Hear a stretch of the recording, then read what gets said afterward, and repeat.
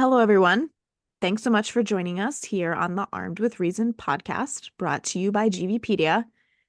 Today, we are going to shift gears a little bit and talk about some current events in the pro-gun space. Last month, a jury found that Wayne LaPierre and the National Rifle Association, the NRA, are liable in corruption trial. And yesterday, at the time of this recording, the Trace released an article talking about the pro-gun groups vying for power as the NRA declines.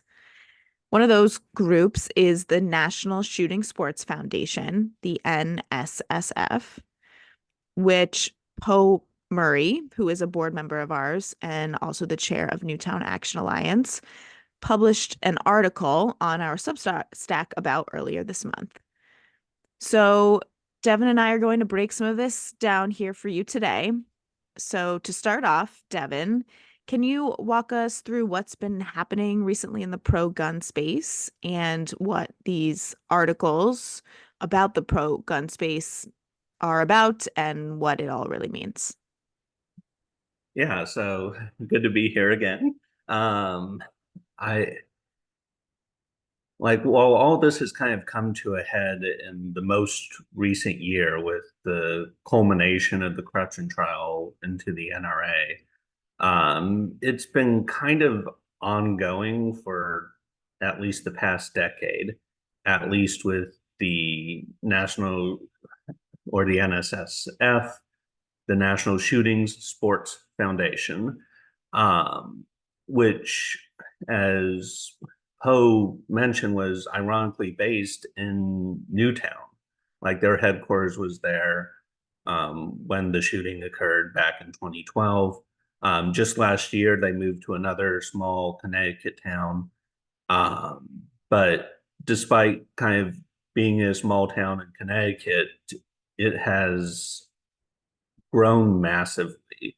So while the NRA is still the largest pro-gun organization with revenues over $200 million, the National Shooting Sports Foundation has revenues around $53 million and has tried to cast itself um, as kind of the reasonable, you can work with us alternative to the NRA and other pro gun groups. And I'll touch on the other pro gun groups in just a bit. But the NSSF's really pitch of being reasonable is basically a smoke screen, as Poe lays out in her article. And I encourage everybody who's listening, if you didn't read that article, go back in our archive and read it. They've been successful in lobbying changes. For example, during the Trump administration, they moved the regulation of overseas sales from the State Department to the Commerce Department. So rather than being an issue of national security, of whether they're sending a bunch of guns, say, to countries that are having domestic strife, for example, like Haiti, now it becomes a commerce thing, which is how much money you can make. And while this didn't really rise to national attention, it was still a substantial change in policy that will likely have ramifications going forward. Um, it's also been successful in having its programs be partnered with by the federal government. So, for example, on the CDC's own website, they have their child safe program, which is safe storage without really mentioning like why safe storage is super important in terms of the research that shows that safe storage is extremely important and saves lives. They don't really get into that. They have programs with the ATF to try to stop straw buyers, which all on the surface level sounds like, hey, this is reasonable and great, but almost all their policies are really watered down, and they're still very deliberately pushing the pro gun narrative that the best way to keep yourself safe is a gun in the home. So they're kind of the most insidious of the new pro gun organizations and have one of the largest budgets to take advantage of the NRA's decline. And then there's the other pro gun groups that are kind of jockeying for position. So one of the older ones that has kind of always, well, it hasn't always existed. It's been around though for like 50 years. And it's basically for if you think that the NRA is a bunch of liberal pansies who are too soft on guns and you want like to be true patriots, Gun Owners of America was your organization. And despite only having like a revenue of 7 million, so it's like super small relative to the NRA, though still pretty large relative to other groups in the space.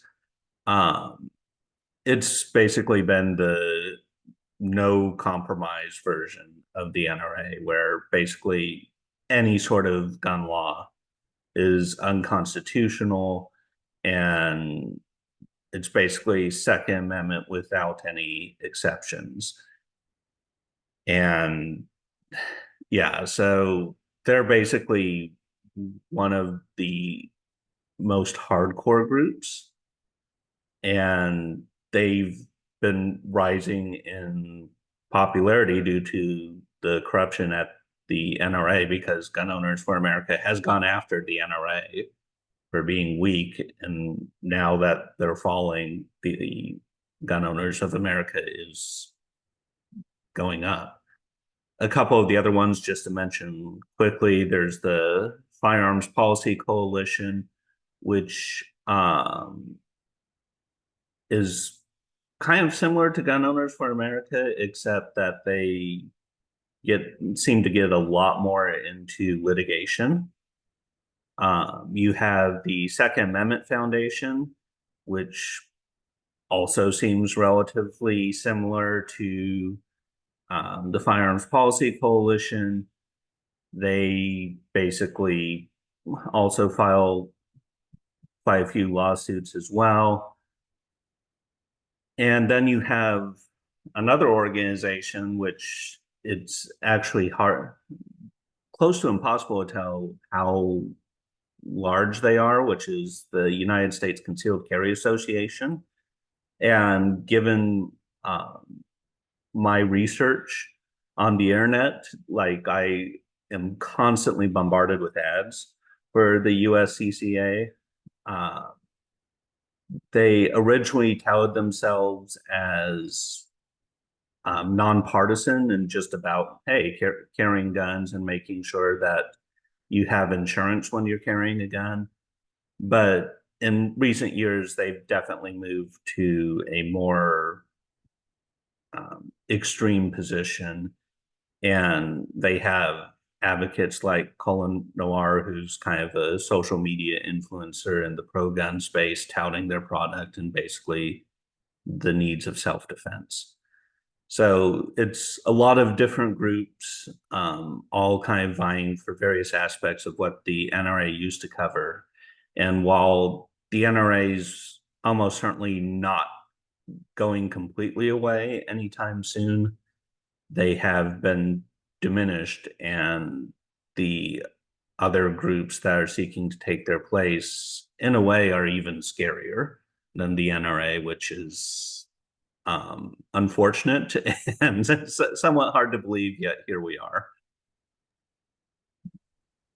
Yes, just for some geographical context. So Connecticut's obviously a rather small state. Assuming you don't get stuck in horrendous traffic, you can get from one part of Connecticut to the other in less than 2 hours, every part. So where the NSSF headquarters used to be in Newtown. They moved the end of last year, the end of 2023, to Shelton, which I'm about a half an hour from each. They're not next to each other, but they're not far. So let's say they're 30 minutes from one another. Both more conservative towns, right? Shelton, I don't know, might call themselves a city, I guess. Um, but conservative for Connecticut standards, so whatever that is. But I do remember seeing media coverage when they did relocate to Shelton because there were Newtown students who had are a part of the Newtown Action Alliance who wanted to be sure that residents in Shelton knew that this was happening. There are quite a few corporate entities that are housed in Shelton, and I think it's easy to hide in big office parks or office buildings. But the students did I guess we call it a quote unquote a die-in, right? Where you like lie on the sidewalk or in front of a building to try to send a specific message. So just highlighting that here because again, it's the youth movement that we attribute to so much of the progress that we make in the gun violence prevention space. And the NSSF relocating, albeit, 20 or 30 miles from where it was before, is no different than that. So I just wanted to commend them for that effort because it makes a difference and people should know when, if the NRA were in my backyard, I'm sure I would hear about that. I don't know if I would have heard about it as in such a popular fashion if those Newtown students hadn't participated when the NSSF relocated. But anyway, that's my anecdote about them Yeah, and it is kind moving. of interesting just how kind of small a visible footprint they have relative to the NRA because like the NRA headquarters are big. Like there's like weekly or monthly protests outside them. Like it's hard to miss. Whereas with the NSSF, it's like when I visited Newtown, gosh, 7 years or so ago. Um, like it was just driving down the road and then, oh, there's their headquarters. It was just kind of random almost, particularly given how large and successful that they have been. It's just kind of incongruous, like their physical size versus their actual impact. Right. And again, a good reminder for people around to let them know, like, hey, this is here and this is what they're responsible for. So, moving from pro-gun groups to the Supreme Court, which albeit fall under different names, but recently don't seem to be making very different decisions. There is a case pending in front of the court called United States versus Rahimi. Can you tell us about this case and Caroline Light's recent articles, which ran on our Substack about it?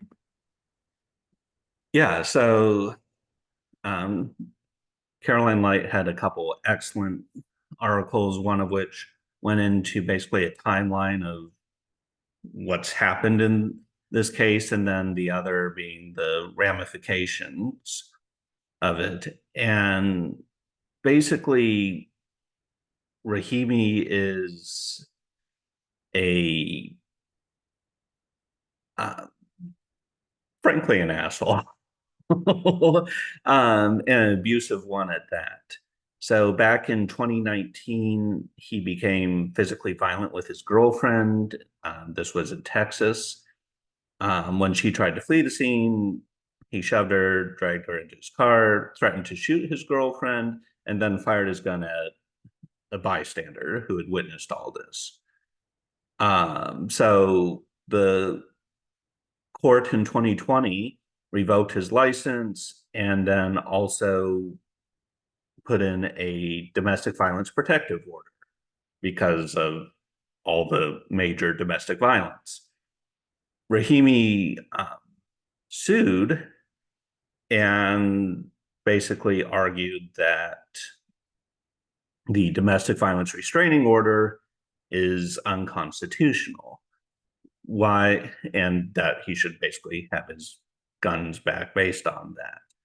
Why does he say it's unconstitutional? Well, because in 2022, we had the New York State Rifle and Pistol Association versus Bruin case, which is often just shortened to Bruin, where the Supreme Court established a new test, which basically said if something's covered by the Second Amendment, there needs to be historical regulation about it or a very close analogy without defining how close or what the analogy would look like. Um, and this poses a problem for domestic violence restraining orders because back when the Second Amendment was written, domestic violence was not a thing. Or in fact, it's almost the opposite, where domestic violence was a fact of life. Like Yeah. back then, beating your wife was acceptable behavior.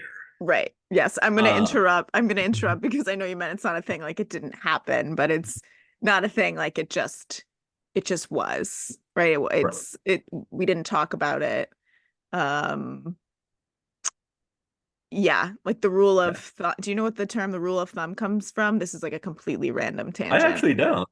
So, you could like beat your wife with a stick. Also, I'm going to put a trigger warning at the beginning of this episode. You could beat your wife with a stick as long as it wasn't wider than your thumb. Lovely. So, right, that was it. Anyway, so just for anybody, for anyone listening, we certainly recognize that not only was it a thing, it was just an accepted part of life, which Yeah. is a whole nother dissertation in itself. But sorry to interrupt. Go on. Yeah. And basically, what I meant by not a thing is like nobody considered it violence or anything out of the norm, which is horrific and shows how much of our society has evolved since then. Um, However, with the Supreme Court, it's basically like, well, if something wasn't codified back then, um, clearly it wouldn't have been seen as constitutional back then, so we can't have it now, which is like to put in my own analogy that the Supreme Court would probably reject. It's like being in the medical field and saying like, oh, well, because in the 1790s they didn't have x-ray machines and thought leeching was a good idea. Therefore, most of modern medicine is unconstitutional. Like, there's no other aspect of our society where we would run based off what, frankly, slave holding, genocidal, wife beating assholes who did have some great ideas. Like, First Amendment's pretty solid. You have other aspects of the Constitution that are very good ideas. And then you have some terrible ideas like slavery or being able to beat your wife or stuff like that. And we should be able to move on in society and recognize that some of those ideas are bad. But the Supreme Court has moved in the opposite direction lately on that. So, yeah, so now we have a person who was under a domestic violence restraining order, has all sorts of other charges against him, basically arguing that the domestic violence restraining order is unconstitutional. Yeah, which, like, it's bizarre that that's even an option that's heading to the Supreme Court, but here we are. Right.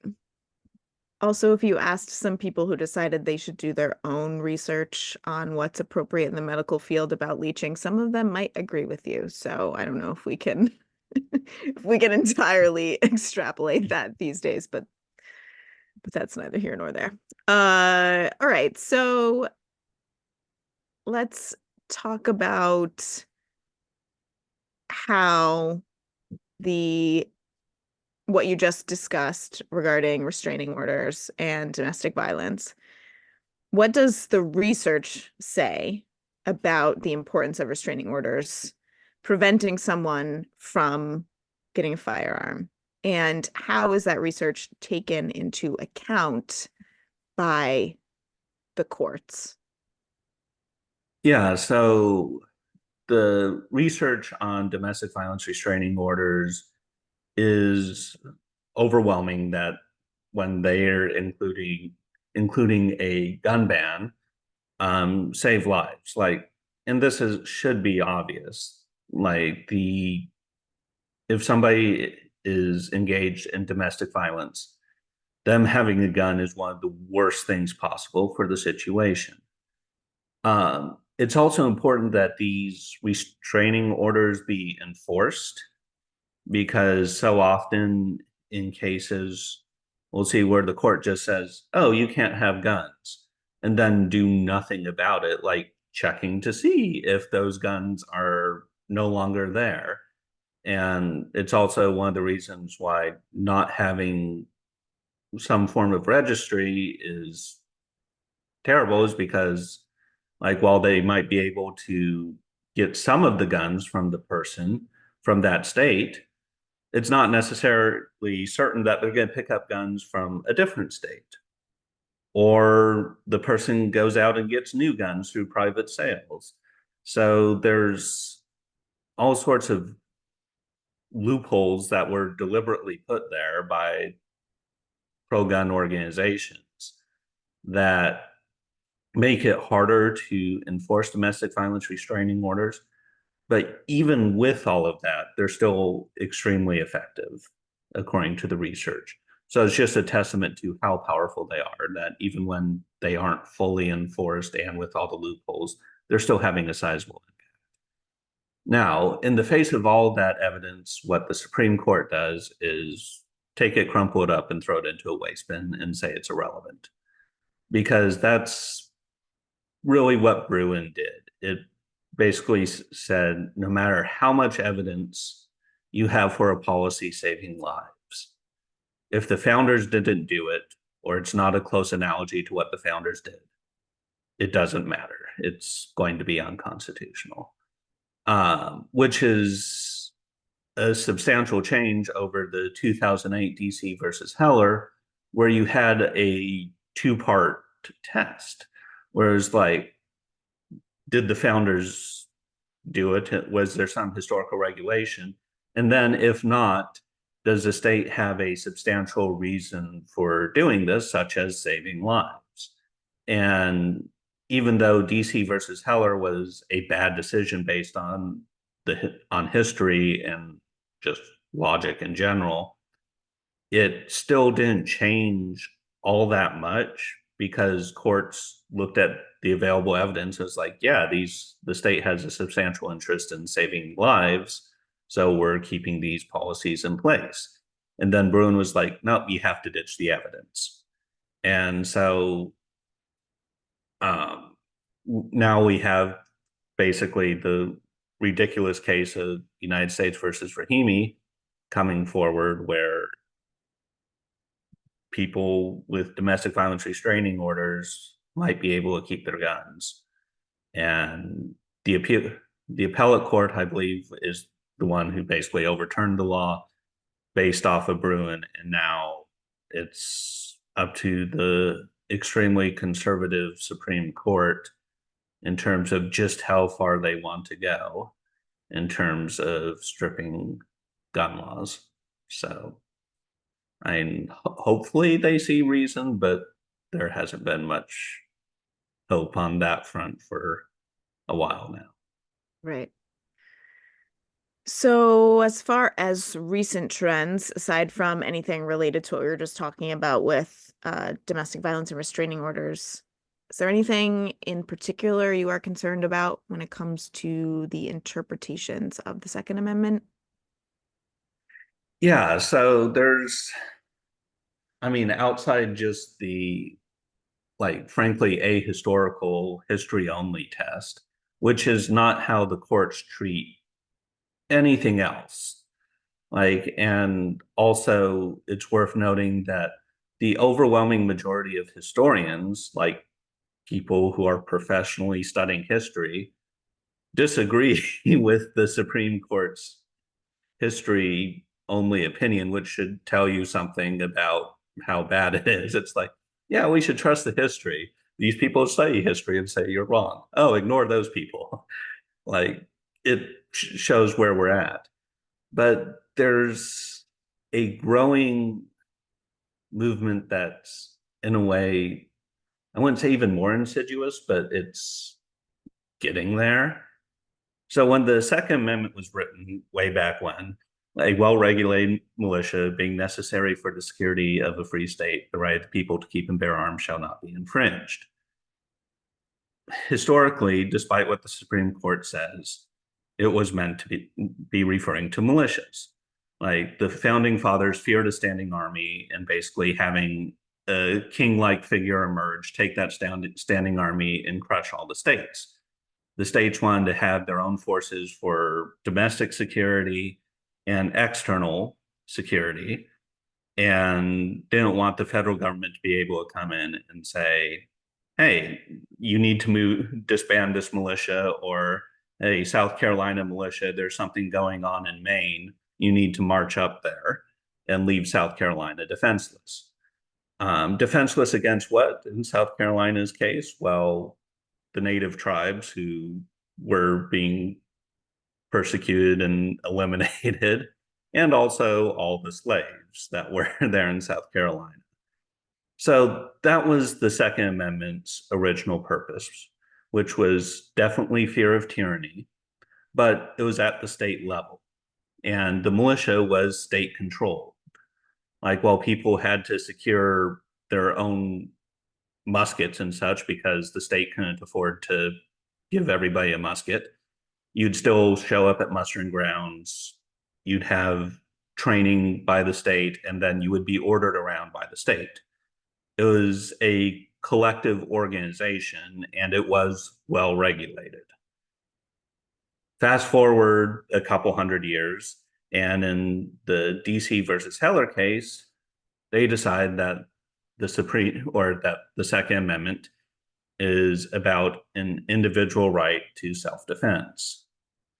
Now, the overwhelming majority of historians disagree with that. Looking at the text itself, pretty firmly indicates that that's false, but it's what the Supreme Court decided, and so that's what stands in our legal system. So you have this individual right about the self-defense, and you have this collective right that was originally intended, which was kind of about securing against tyranny. Those two should not mesh ever, because when they mesh, you get this growing movement for an individual right to insurrection, which is incredibly dangerous. And I'm not saying that it's incredibly dangerous just as an idea, but we've seen it in practice with a number of mass shooters. You had the 1995 Oklahoma City bombing, which was a direct action against the government because he felt that the government was becoming tyrannical and that it was his constitutional duty to stand up to the government. And so you have this insurrection theory, which basically merges an individual right with a right to stop tyranny, where it throws what any person, no matter how extreme their views are, what they see as tyranny, as basically justification. And it should be extremely clear how dangerous that is, particularly in a political environment where there's allegations of elections being rigged and tyranny is thrown about just casually. It's a dangerous mix, and you have a bunch of people with extreme political beliefs who are heavily armed and will see themselves as defending constitutional order, and under this theory, which was basically started around the 1970s or so, um, and has unfortunately seen growing momentum. Like there's dangerous and deadly consequences. And so, even as bad as United States versus Rahimi has the potential to be, how bad the Bruin decision was and Heller decision, this is the element of the Second Amendment thought. And I use the term thought very loosely here. That scares me the most because, like, the United States in recent decades, we had January 6th, but we've had very few political assassinations relative to other countries. We've had surprisingly few like armed attempts against lawmakers, with January 6th being the notable staggering exception. United States had been relatively politically peaceful for a while, which for a land with 400 million guns is kind of interesting. Like even in Japan, you had multiple assassinations of political officials, and they have the strongest gun laws in the world, and it shows with only like a dozen or under gun death or gun homicides each year, but they still had political violence. And if this view of the Second Amendment, which has been enshrined in law review articles, and law review articles get cited in court cases. Like they don't just go into a black hole that nobody else reads. Um, it could lead to very dangerous consequences.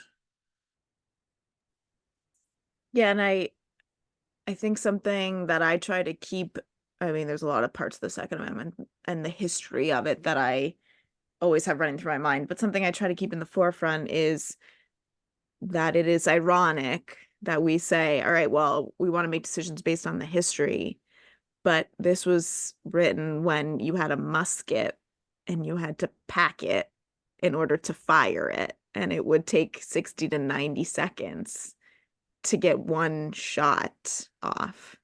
And obviously, technology has come leaps and bounds in a myriad of ways, not just in firearms, but that in itself changes everything, right? If Yeah, machine and guns were around when, George Washington was sitting at his desk thinking, like, oh, I wonder how this should look.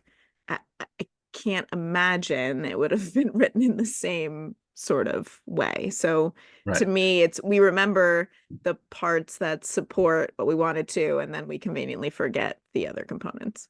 Yeah, so a couple of thoughts on that.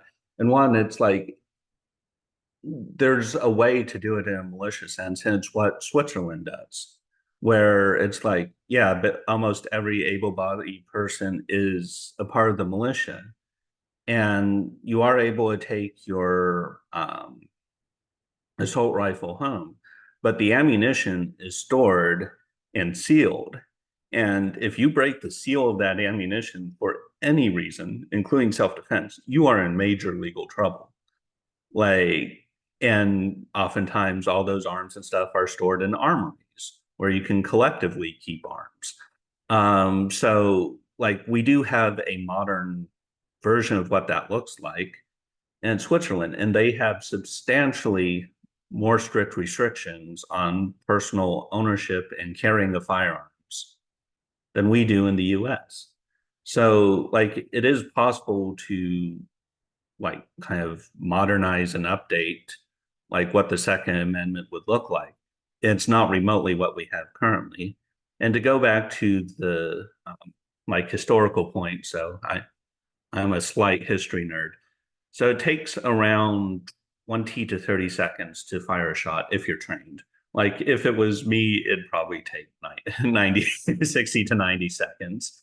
Um, but there's this argument that's like, oh, well, the arms for warfare and the arms for self-defense back then were the same thing, which, if you know anything about the firearms back then, is completely absurd. like a flintlock pistol and like flintlock rifle are absolutely terrible ideas for personal self-defense, because it takes so long to load. And also, like you have to, even carrying a flintlock pistol, you back then you'd have to carry it in a special box so it doesn't get wet. You can't tip the gun downwards because the bullet would literally roll out of the gun. And so it also take the 20 seconds. There's this drill today called the Tueler drill, which is meant for police, but it's basically you need to be able to draw and fire your handgun twice in 2 seconds at a target 20 feet away. Why that distance in that time frame? Well, it takes your average man or woman 20 to cross 20 feet. It takes about 2 seconds.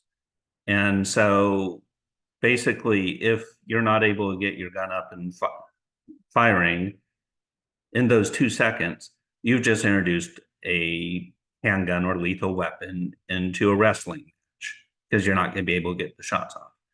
Now, how many altercations or arguments start where the person is 20 feet or further away and you recognize that? The answer is basically none of them. Now apply that to a weapon that it takes 20 to 30 seconds to load. It takes a person can cross about 10 feet per second. So you're having an argument 200 feet away from somebody. You recognize they're going to be a threat. Hold on a minute while I load my gun for 20 seconds. And they're going to be able to cross that 200 feet to get to you. Like, there's a reason why what was called the Bowie knife or Arkansas toothpick was the weapon of choice that was being banned back then, because it was a far more effective tool of self-defense and also for killing people, which was why many states tried to ban it. So the idea that it's like, oh, the tools of or the arms for warfare, like flintlock pistols and flintlock muskets, are the same as like what's good for self-defense, just belies a whole lot of historical ignorance and is one of the many reasons why historians look at the recent court findings and stuff and just shake their head because it has no basis in reality. And all of that math, as far as it takes you X number of seconds to draw your gun, to shoot it, whatever the case is not including adrenaline and your heart rate, both of which create scenarios where it's harder for your body to complete a task Yeah. in that And specific assumes amount of good time. training, proper Right. lighting. Right. All Like, of these things. I mean, if your heart rate's 160 beats per second, which it very well could be when you feel like your life is at risk or your partner's life is at risk as an officer, the training that it takes to be able to have not only a steady hand, but for your mind to communicate properly to your extremities to do what you need to do is is very complicated, right? The physiological impacts that has um is really critical to understanding. yeah, because like our caveman brain decided that way back when it was a fantastic idea when our adrenaline starts rushing for all the blood to flow away from our extremities Right, and for us to lose like the ability to do complex tasks with our hand. And pulling the trigger under stress is a relatively complex task.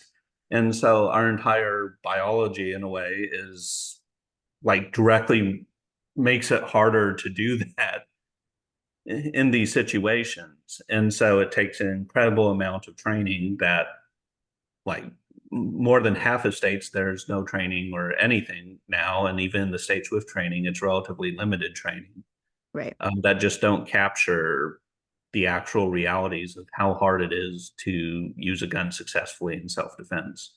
right. Yeah, in a vacuum, maybe it looks great, right, on paper, but in real life, it's a completely different scenario. So, any other final thoughts that you would like to throw in here before I wrap our episode up? Um, Not particularly. I think it went relatively well for preparing it like 10 minutes in advance. For Yes. background on our river process, Caitlin emails me last night. It's like, yeah, so what are we going to talk about? It's like, I don't know. And then this morning, it's like, so what were you going to talk about? Yeah, I should probably get on that. So we're a super professional podcast. Further proof that there is no shortage of topics to cover when it comes to gun violence, or gun violence prevention. And unfortunately, because this is our profession here, we know a lot about it and can throw together podcasts. So I don't know if that's something we should be proud of, or again, just something that should make us more depressed. But um, I Why just not want to, both? yeah, okay, sure, both. Just wanted to throw in here that next month, April, is officially our first anniversary for our Armed with Reason Substack, which is just shocking. A year went by very quickly. So if you're not subscribed, just a reminder to please do so. We are actually getting close to 1,000 subscribers, which would be a really fantastic milestone for our first anniversary. So if you are subscribed, maybe you can encourage folks that are in the gun violence prevention space or family members who might be interested in learning a bit more about it.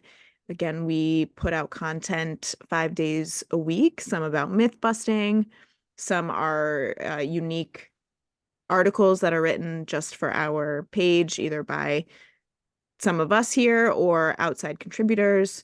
We also do Friday Finds, where we share various articles and media hits regarding gun violence and gun violence prevention.